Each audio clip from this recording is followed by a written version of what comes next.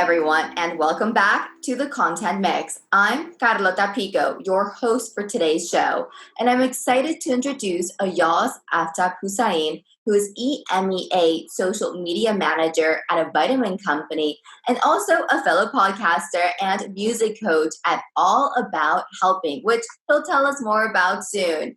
Welcome, Ayaz, and thank you so much for joining us on the Content Mix. Carlotta, thank you so much for having me. It's a pleasure. I love what you guys are doing. It's really great to be here. Thanks. Thank you. Well, the pleasure is ours. Okay, so I'm going to break the ice with a marketing joke. Why don't marketers like trampolines, Ayaz?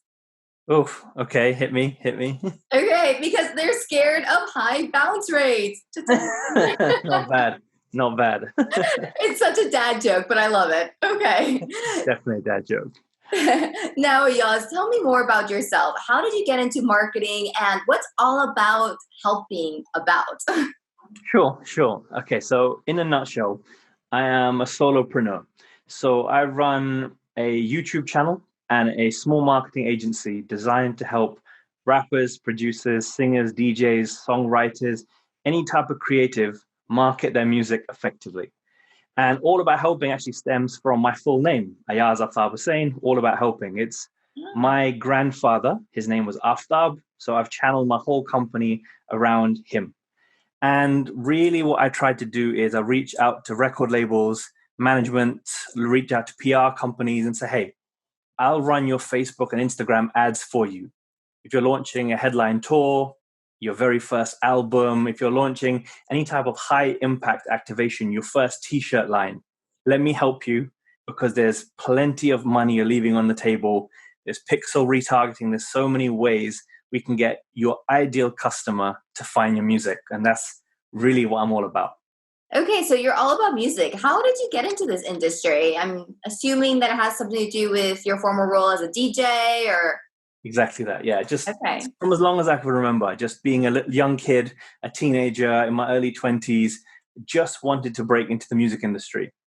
And I think once upon a time, I wanted to become a full-time professional DJ, quickly realized that lifestyle wasn't for me. And, I learned from companies like Ministry of Sound, Grime Daily, Sony Music. I'm very, very fortunate to work for some of these guys, sponged up everything I could in terms of how they leverage their social media. I remember Jamal Edwards from SBTV who would interrupt a board meeting to tell me on text message, bro, you made a comma mistake in that tweet. Take it down and repost it. And that attention to detail opened my brain up to how social media is meant to work for your fans, for your music listeners. And that's where all the passion came from other people channeled through me. Okay, wow. Well, as a social media manager by day and a podcaster and music coach by night, what transferable skills or lessons have you acquired from your day job that help you to excel at your night job as a podcaster and music coach? Interestingly, I think it's the other way around. So I think when new technologies come out, I can test them first and All About Helping. When Instagram Reels dropped, when any new technology comes out like TikTok, I can test myself and then present evidence in a team meeting or in a boardroom what the evidence I've done experiments. These are results I saw. We should be doing this for brand. And I think in terms of transferable skills, because I'm very lucky to work in an industry that I do for fun, it doesn't feel like work. So the transferable skill is the evidence that I can present. I know my stuff inside and out because I live and breathe the social media for young musicians. Wow. Okay. So basically, you're testing out products across your social media channels through your night job, and then you're applying those lessons to your day job. 100%. So if someone ever asked, should we be on TikTok? I haven't just got articles. I've got real validation. What's going to work? What's not going to work? How are we going to adapt the strategy based on I've done the mistakes so the brand doesn't have to. I've done the testing and learning first. Right. Okay. So we are going to talk about what works and what doesn't work, obviously, because those are major lessons and tips and advice that we can all learn from. So technology has brought the world to our footsteps. And now with COVID-19, everyone is competing for a voice online, which means that competition is more fierce than ever.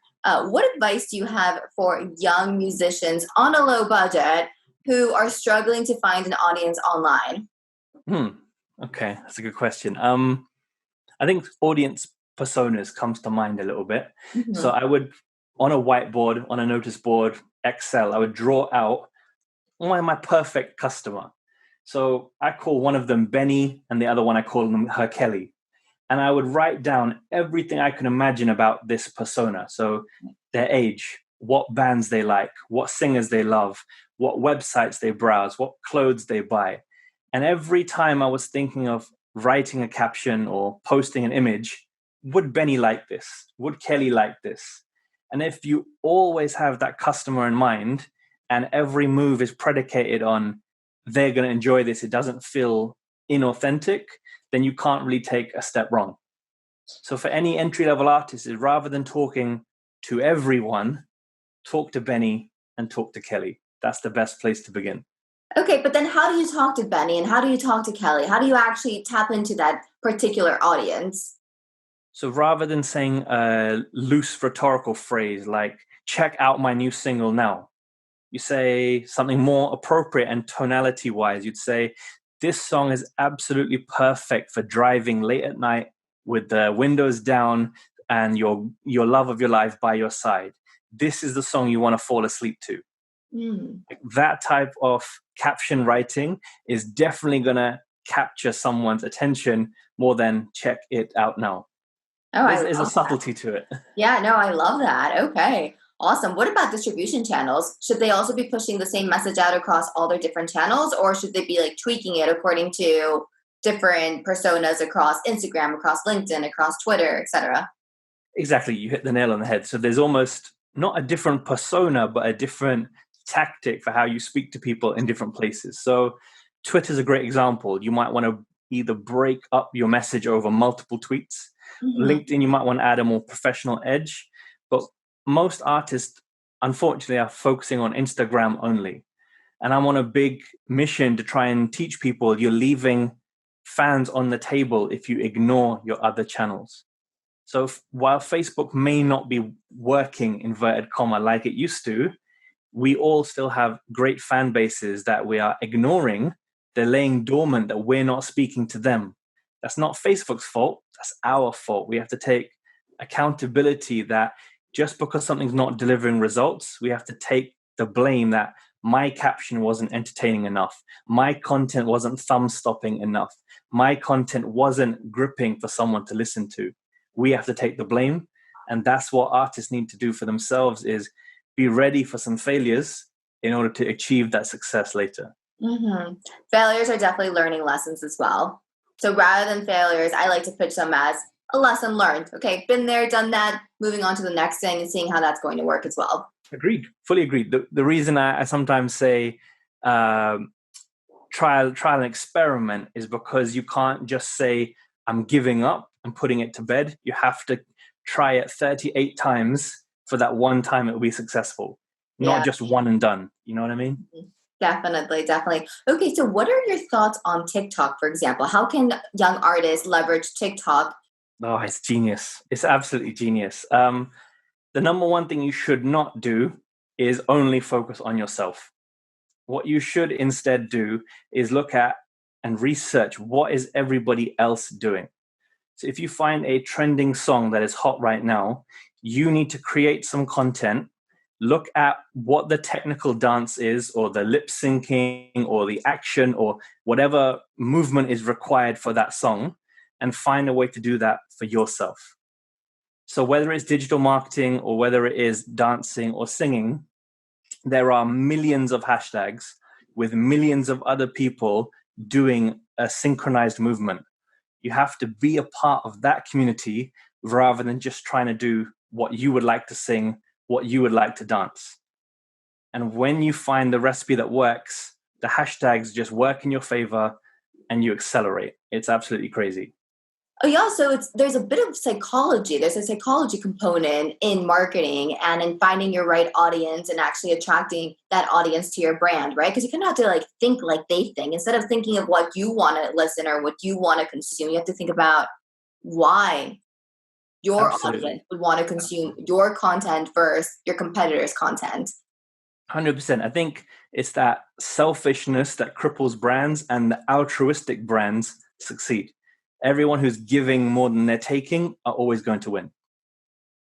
Okay, so on that note, what brands do you think are disrupting the market right now and why? What do they bring to the table that makes them stand out? One of my favorite like kind of campaigns ever is the Spotify end of year statistics. I don't know if you've seen that. They call it the Wrapped 2019 Wrapped, they call it. And they give every artist the opportunity to download their metrics as an Instagram story or as a square. And so people post, their net streams, the number of hours people listened, the number of fans they have, the number of countries. And it becomes a almost fear of missing out if you don't post your stats because every artist is posting their stats. And most people were being super grateful. Oh, I've achieved this many results. I saw it as an opportunity that people were giving me their data. So I pitched to every single person sharing their data. Here's how I can help you improve your number of streams for next year. And I had a very successful quarter in beginning of this year because I had the data to arm myself with the pitch and customize based on that artist's data. I was able to do a lot more business that month. Well, congratulations on that, of course. Thank you. Thank you. It was a good month. Yeah, everybody loves a good month, right? We all want a good month. Okay, Ayaz, let's say that you have 20,000 euros a month to spend on social media. What would you spend it on and why? Okay, fine. I'd split it into thirds. Okay. So let's do 6.5, 6.5, 6.5. Okay. 1/3, I'd go all in on the influencers. So I would want people, if it's a product or a song, let's just say both, I'd have people reviewing it, people using it as product placement in their own content. They don't even need to talk about it. They just need to wear that product or t-shirt, whatever, listen to that song, whatever. Heavily go on influencer, 1/3. The next third, I go on content creation, photographers, videographers, animators, lifestyle shots, product shots in the studio, 10-second video. I would just get tons of content. 1/3 paid media. So I'd get Facebook ads, Instagram ads, and I'd segment my audience for my Benny and my Kelly. And I would have, different markets. I'd be saying, everyone living in London, everyone living in Manchester, everyone living in Edinburgh, and segment my audience even further. And that 20K a month, in month one, we'd test a baseline. In month two, we would double down on what's working and kind of sunset everything that's not working. And then in month three, I'd probably have my recipe for success by then. Very interesting. So then how would you reach out to the different influencers that you would want to be part of that campaign? Manually, very, very manually. I would search for the top 100 influencers in the space that I want to be in. I'd go old school and use Excel and write a contact list of all of them. Or there are tools like Upfluence, Social Bakers, Zine. There are all these influencer tools out there, but to me, nothing beats manual. And even just to add here, I would engage with that influencer for 3 weeks before I even reached out to them. I'd want to be showing up on their Instagram, Twitter, and LinkedIn so that when my email hits their inbox, my name is familiar. I would never want to cold email someone. I'd want them to be so used to me being the best commenter on their stuff that they would say, right, I'd love to work with you. Thanks for showing so much love to my content. Those are fantastic tips, Ayaz. Okay, so your approach would be really to nurture your potential influencers so that when they do get that message, they're like, yes, absolutely. You know what? I appreciate that you have been so heavily involved in the content that I've been producing that I'm going to help you out as well. Exactly. I don't want it just to be a pay to play scenario. They get approached by brands all the time that don't understand how carefully and time consuming it's been to curate their audience. So if I respect their audience, they will respect my product. It's a mutual exchange. Okay, I love this. I wish we could keep on talking for hours and hours, but unfortunately we are limited in time. So I am going to move into my next question. Companies are collectively expected to spend $120 billion in digital marketing alone by 2021. So what is that, like 6 months from now? Mm-hmm. And obviously a big chunk of this will be spent on social media marketing. With that in mind, Ayaz, what do you think is missing in the world of social media? And what do you think the future has in store for us as marketers? That's a big number. 120 billion, you said. 120 billion US dollars on digital marketing. That's insane. So what, you think what's coming next? Is that Yeah. really, I think there needs to be a distinguishment between regular content and fan-only content. Mm-hmm. Right now, many music artists are heavily pushing to listen to my music video or listen to my new single. And there needs to be a line in the sand saying that's all free, and the return on investment of the Spotify numbers is quite low in comparison for what you get. So I think the industry is shifting towards paid-only content for fans. Things like Patreon, OnlyFans. Facebook is launching a new feature called Stars very soon. There's Twitch, where you pay to subscribe to somebody. And these type of live streams would be experiences, because you are very privileged to be a part of a world-renowned producer showing you on his screen how he makes beats. And yes, you are paying for that privilege, but I think the industry will shift towards a pay me as a curator to hear me as a curator talk. And that's definitely where a lot of artists are going to make far more income, is because they're going to own the entire funnel of how they get paid. They're not reliant on a service like Spotify to pay them their quarterly earnings. They will literally have PayPals flying into their account from producer-led content, exclusive content. And I think that's the future to me. Wow. That's a very impressive response. Okay, so then what role would a marketer play in this future that you think will happen? Yeah, that's a fantastic question. I think there's opportunities then for brand partnerships. Okay. So either if it's a speaker company, if it's some DJ equipment, they are going to want to put their product in front of thousands of consumers that are so desperate to be part of this. Then things like affiliate marketing come front and center, and any type of product placement. So if they're wearing a t-shirt of the best, Native Instruments brand, everyone is subconsciously having their sentiment of that brand being increased because of how cool it's becoming. So marketers can then put the right brands in the right producer or musician-based streams. That's the future. Okay. Well, we are going to be moving into our next section of questions, which are basically your recommendations for our audience. To get the section started off, I'd like to ask you about your source of inspiration or professional role model, maybe your grandfather? To an extent, when he was alive, he didn't see me at my best. He saw me unemployed as a DJ trying to play for £50 an hour, right? I wish he could see the goal that I'm setting myself nowadays. But beyond my grandfather, I'd say Gary Vaynerchuk, hugely inspirational.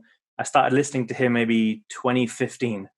It just switched my mindset on, and I always had this competitiveness inside of me. I think he unleashed it for me, because I would say I'm quite a nice personality, very friendly. I'm 6'7" tall, but I am a very big cuddly bear, you could say. So he switched on my competitiveness to be the best. Okay. That's really where my inspiration comes from.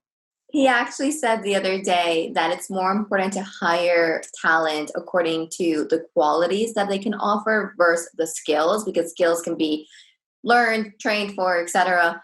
With that in mind, what qualities would you look for in a new hire in a social media position? Hunger, without a doubt. I'd want to see a young me. I'd want to see someone who was challenging, experimenting. Shall we try this? What if we tried that?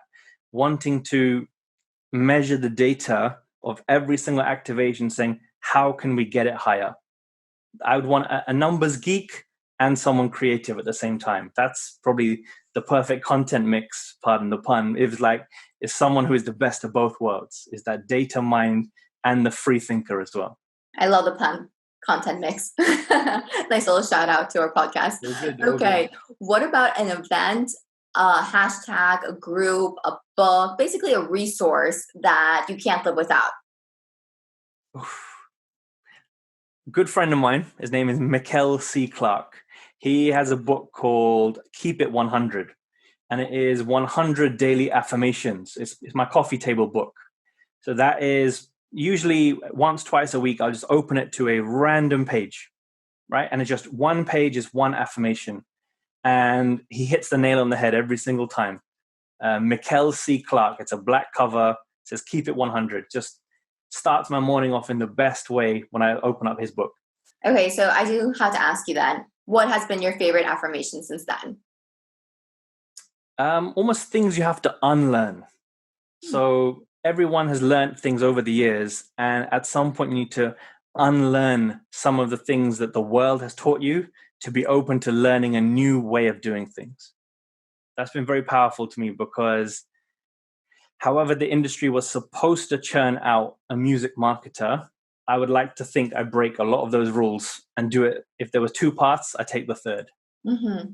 And especially with COVID-19 as well, we've had to unlearn a lot of things that we learned pre-COVID-19, adapted our marketing strategies to post and during COVID-19. And then we're probably going to have to unlearn everything we just learned again to discover a whole new world once COVID-19 is over. I kind of love-hate that phrase, the new normal. Yeah. And if I could have rewound the clocks to the start of lockdown, I would have tripled down on live streaming. I would have gone live every single morning and every single evening if I had the chance to do it over. Yeah. And I would have a different guest every evening, and I would have my advice every morning. I think I missed the boat because I was so focused on getting the clients back on track in this new normal. Mm-hmm. I took my eye off the content. So that's hard when you're a solopreneur to do everything. But if I could do it over again, I would have thought audience first and not finance first.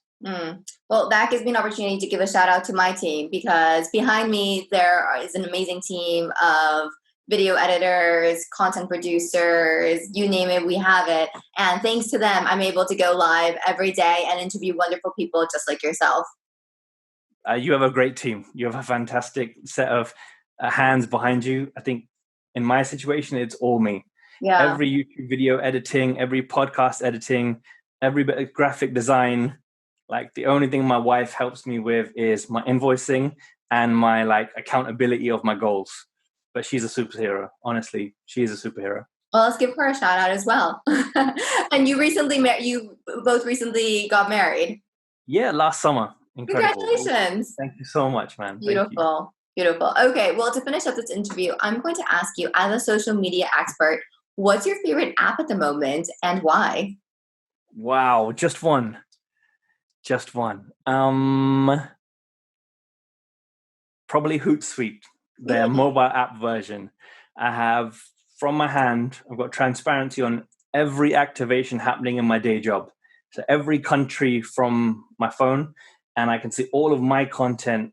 I'm a geek. I've scheduled out 30 days of content at all times. So it's all ready to go. It's all edited. I'm focusing on October content now. My September's already done. So Hootsuite allows me to just plan everything seamlessly way in advance. Okay. Although I did say that my last question was my last question, but I do have to ask you one more. Go far away. So you're a DJ turned marketer, turned podcaster, turned music coach. What does the future have in store for you, Ayaz?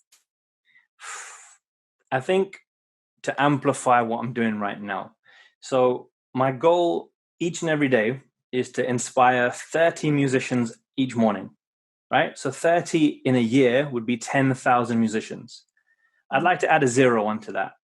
I'd like to hit 300 musicians a day to hit 100,000 a year. That's be where I want to go. And I went through a tough spot in 2014 when my grandfather passed. I wish I had a mentor kind of like me to help me out.